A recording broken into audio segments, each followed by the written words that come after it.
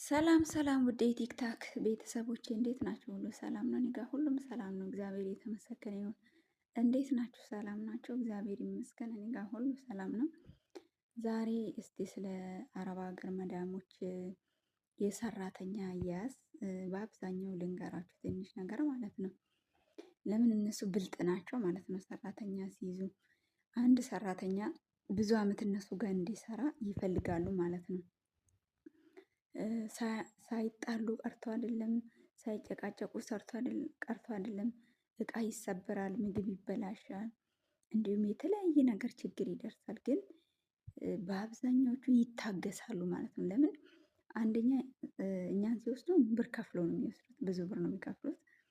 ሁለተኛ ደግሞ ስራ ለምደናል፣ በቃ ሁሉም ነገር ስለምናውቅ የቤቱም ነገር ስራ በቃ አንዴ ካሳዩን በሁለተኛ ጊዜ ራሳችን ጠንቅቀን ስለምንሰራ ለምንድነው በቃ ብዙ እንትን ማለት አይፈልጉም። ቢናደዱም ቢናገሩም በቃ ግን የተቻላቸውን ያክል ያቺ ሰራተኛ እንድትሄድ አይፈልጉም። ለምን በተለይ ስራ ከወደዱ ማለት ነው። ለምን አንቺ ስራሽን አውቀሽ ምሳሌ ከሆነ ራስሽ ሁሉን ነገር የምታደርጊ ከሆነ ኃላፊነት ወስደሽ እንደ ቤትሽ ምሳሌ ከሆነ ሌላ ሰው ማምጣት ብዙም አይፈልጉም ማለት ነው። አስቸጋሪ ብትሆኚ ዋና ስራሽ ከተወደደ እንትን ይላሉ፣ ስጦታ ያመጣሉ።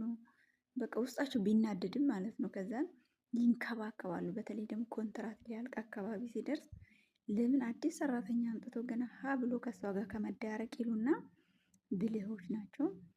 ከዚቹ ጋር እንደምንም በቃ ውጣ ውረዱን ቢኖር አብሮ በጸባይ ይዞ የተለያየ ነገር ይገዛሉ። ስጦታም እየሰጡ ምን እያሉ በቃ እንዳትሄድ ማለት ነው። ለምን አንድ ሰራተኛ ሲያመጡ ያው እንደየመልካችን ጸባያችንም ይለያያል፣ የስራ ሁኔታችንም ይለያያል። ዋና እነሱ ምንድነው መነጫነጭ ቢኖርም አንድ ከናፍቆትም አንፃር ያዩታል።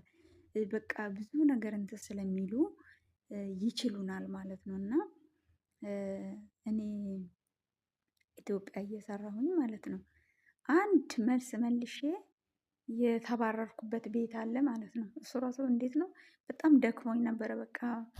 እና ከዛን የሆነ ካልሲ ነገር ነው መሰለኝ ማሽን ላይ አድርጌ ይሄን ካልሲ ለምንድን ነው እዚህ ላይ ያስቀመጥሽ? አዳኑ ይበላሻል እኮ ማሽን ስትለኝ ተናደድኩኝና ማለት ነው። ይኸው ምን አድርጎ ነው የሚያበላሸው? እቺ ቃል አስባርራኛለች ማለት ነው።